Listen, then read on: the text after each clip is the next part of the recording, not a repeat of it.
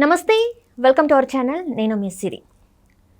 జగన్మోహన్ రెడ్డి గారి సర్కార్లో చాలామంది ఎమ్మెల్యేలు ఎంపీలు అయితే బయటకు వచ్చింది మనం చూస్తూనే ఉన్నాం. అయితే ఇదే టైంలో ఐఏఎస్ ఆఫీసర్స్ కూడా బయటకు వస్తున్నారు అని చెప్పేసి మనకు వార్తలు వస్తున్నాయి. అయితే ప్రముఖంగా ఇద్దరు పేర్లు వినిపిస్తున్నాయి. అయితే ఈ అంశాన్ని మనకి ఇంకా క్లుప్తంగా వివరించడానికి మనతో పాటు ఉన్నారు ప్రముఖ సీనియర్ జర్నలిస్ట్ దివ్యేష్ గారు.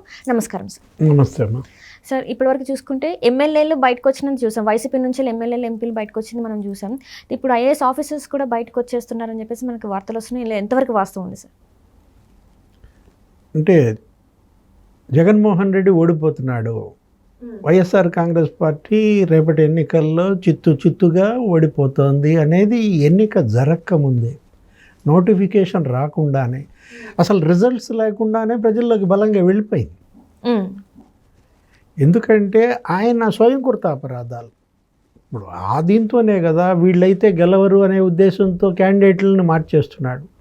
తన మీద తీవ్ర వ్యతిరేకత అది పట్టించుకోకుండా అదంతా ఎమ్మెల్యేల మీద వ్యతిరేకతగా తీసుకొచ్చి వాళ్ళని బలి చేస్తున్నాడు.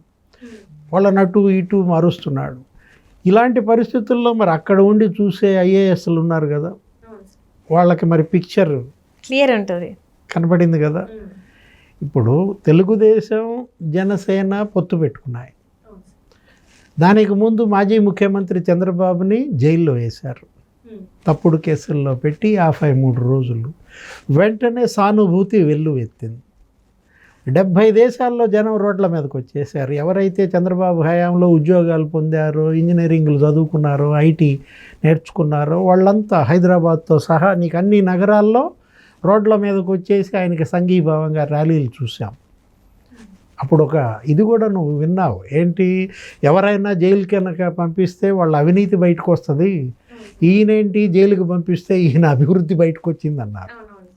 అంటే చంద్రబాబుకి అక్కడే సానుభూతి వెల్లువెత్తిన పరిస్థితుల్లో తెలుగుదేశం సింగిల్గా కంటెస్ట్ చేసినా ఇంకా వేవ్ అన్నారు. అప్పుడు ఆ పరిస్థితుల్లో జనసేన పవన్ కళ్యాణ్ ములాఖత్కి వెళ్ళి చంద్రబాబు దగ్గర కలిసి పొత్తు ప్రకటించాడు. తెలుగుదేశం జనసేన ఇంకా అది మామూలుగా తెలుగుదేశం 105 కొడితే తెలుగుదేశం జనసేన కలిసాయి కాబట్టి 130 సీట్లు కొడతారన్నారు. ఇప్పుడు ఏం జరిగింది, బీజేపీ కూడా వచ్చి చేరింది అలయన్స్లో కొత్తగా. అంటే మళ్ళా మోడీ, బాబు, పవన్ ఈ జోడీ వచ్చేసేసరికి ఇక జగన్మోహన్ రెడ్డి ఆటలు సాగవు. ఆయన మూడింటినే నమ్ముకున్నాడు జగన్మోహన్ రెడ్డి. 1 దొంగోట్లు, 2 డబ్బు, 3 వాలంటీర్స్. ఈ మూడిటి మీద ఈ ముగ్గురు పడ్డారు, ఈ 3 పార్టీలు పడ్డాయి. ఏది, వాలంటీర్ల మీద పవనాస్త్రం. అదేగా వాలంటీర్ల గురించి మొదట ఆయన మాట్లాడింది. ఈ ఉమెన్ ట్రాఫికింగ్, మహిళల్ని ఎత్తుకుపోతున్నారు.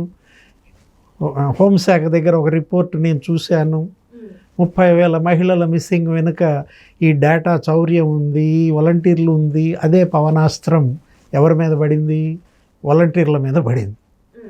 నెక్స్ట్ డబ్బు మీద చంద్రబాబు పడ్డాడు.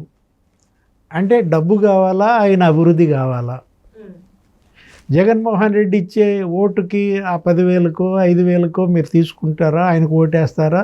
లేదు, చంద్రబాబు అభివృద్ధి చేసి కంపెనీలు తెచ్చి మీ పిల్లలకి ఉద్యోగాలు ఇచ్చి మీరు ఆ అభివృద్ధి కావాలా? ఇలా ఇది జరుగుతున్న దీంట్లో ఆ డబ్బు అనే అస్త్రం అది పోయింది. నెక్స్ట్ ఇంకేంటి, దొంగోట్ల. మూడోది, ఈ దొంగోట్ల కోసమే బీజేపీతో పొత్తు పెట్టుకున్నారు. బీజేపీతో పొత్తు ఎందుకు పెట్టుకున్నారు అని చెప్పే వాళ్ళ విమర్శలకి మొన్న కూడా చంద్రబాబు సమాధానం మనం విన్నాం. ఏంటి, ఇక్కడ ప్రతి నియోజకవర్గంలో 10,000 పైన దొంగ ఓట్లు చేర్చారు.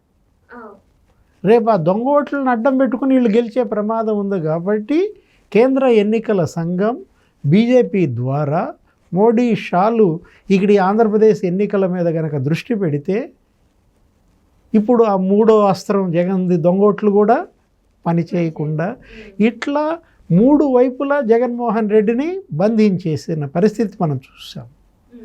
ఇలాంటి పరిస్థితుల్లో మరి తాడేపల్లి ప్యాలెస్లో ఉన్న ఐఏఎస్లు ఉంటారా? ఇప్పటికే కొంతమంది ఐఏఎస్లు ఆల్రెడీ సీక్రెట్గా వెళ్ళి మాజీ ముఖ్యమంత్రి చంద్రబాబు దర్శనం చేసుకుంటున్నట్టు. అవును సార్, మనం వార్తలు విన్నాం. సార్ మీరు ముఖ్యమంత్రి అవుతున్నారు, మళ్ళీ మీరు గెలుస్తున్నారు, అడ్వాన్స్ కంగ్రాచులేషన్స్ ఏదో ఉంటుంది కదా, మీరు ముఖ్యమంత్రి అయిన తర్వాత మమ్మల్ని కొంచెం చూడాలా. ఇదంతా మనకు తెలిసిన ఎపిసోడే. కాకపోతే ఇది ఎప్పుడు జరుగుద్ది? రిజల్ట్ వచ్చినప్పుడు జరుగుద్ది. వీళ్ళు పరుగులు తీస్తారు. లేదు ఎలక్షన్ జరిగినాక నీకు ఇది వచ్చేసింది కదా, ఈ మధ్య సర్వేలు వచ్చేసాయి.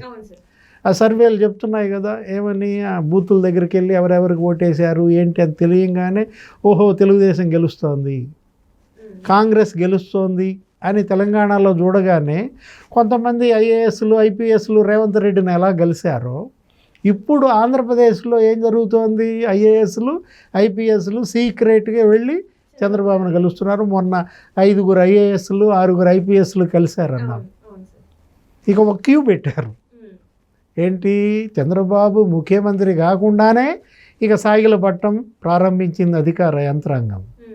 ఇప్పుడు తాడేపల్లి ప్యాలెస్లో ఉన్న 2 ఐఏఎస్లు కూడా సర్దుకున్నారంటున్నారు. ఎవరా 2? ఆయన ధనుంజయ రెడ్డి గారా?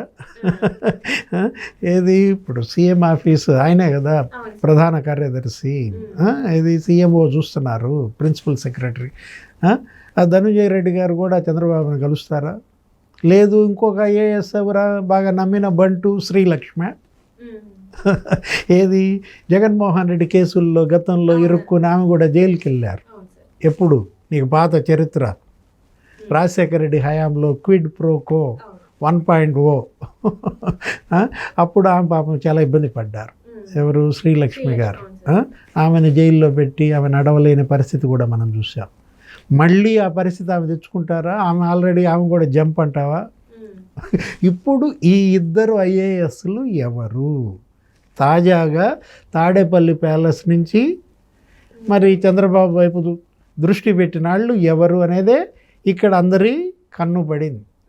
ధనుంజయ రెడ్డి శ్రీలక్ష్మ ఎవరు అనేది మరి కొద్ది రోజుల్లో తేలిపోతుంది. అంటే దీన్ని ఎలా చూడాలి సార్? అంటే ఇంతమంది బయటికి వచ్చేస్తుంటే జగన్ గారు మరి ఓడిపోతున్నానని తనకి అర్థం చేసుకున్నారా, లేకపోతే ఇంకా అలానే ఉన్నారా?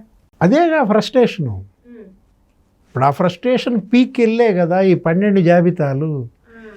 దేశంలో ఏ పార్టీ అయినా ఇన్ని జాబితాలతో అభ్యర్థులు ప్రకటన చేసిందా? దేశంలో ఎన్ని రాజకీయ పార్టీలు ఉన్నాయి? ఎంతమంది పార్టీ అధ్యక్షులు ఉన్నారు? ఏ పార్టీ అధ్యక్షుడైనా 12 జాబితాలు ఇస్తాడా? ఈయనకి పిచ్చి పుట్టినట్టు జాబితాల మీద జాబితాలు ఇస్తున్నాడు. ఒక జాబితాలో 2 పేర్లు అంటాడు, ఒక జాబితాలో 4 పేర్లు అంటాడు. ఎందుకు అసలు దానికి జాబితానే బిల్డప్ ఎందుకు? జనానికి అదే కదా ఏది జుట్టు పీక్కుంటోంది. జగన్మోహన్ రెడ్డి ఆయనే చెబుతున్నాడు. మొన్న ఎక్కడ సిద్ధం సభ జరిగింది, ఎక్కడ మేదరమెట్ల. అవును సార్. ఏం మాట్లాడాడు స్పీచ్? చంద్రబాబు ముఖ్యమంత్రి అయితే ఆయన ఎన్ని మాటలు అన్నాడు? 18 సార్లు అన్నాడు. అంటే ఇక్కడ సేమ్ బీఆర్ఎస్ నేతలు కాంగ్రెస్ వస్తే అని ఎలా అన్నారో ఇక్కడ జగన్మోహన్ రెడ్డి గారు కూడా అంతే అన్నారు అనుకోవచ్చా? సేమ్ ఎపిసోడ్, అదే సీను, క్యారెక్టర్లు మారినాయి. అక్కడ కేసీఆర్, ఇక్కడ జగన్మోహన్ రెడ్డి, అక్కడ రేవంత్ రెడ్డి, ఇక్కడ చంద్రబాబు. ఆ గురు శిష్యులు ఇంటికి వెళ్తుంటే ఈ గురు శిష్యులు ముఖ్యమంత్రులు అవుతున్నారు. జగన్మోహన్ రెడ్డి ఓటమి భయం వెన్నాడుతుంది. వైఫల్యాలు వెంటబడి తరుముతున్నాయి.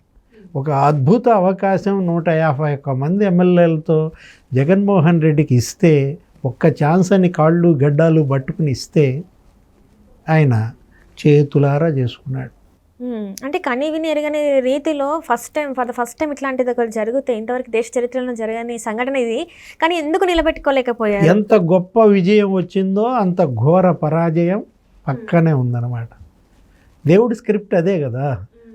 కాయన్కి 1 సైడ్ బొమ్మ ఉంటే ఇంకో సైడు బొరుసు ఉంటుంది.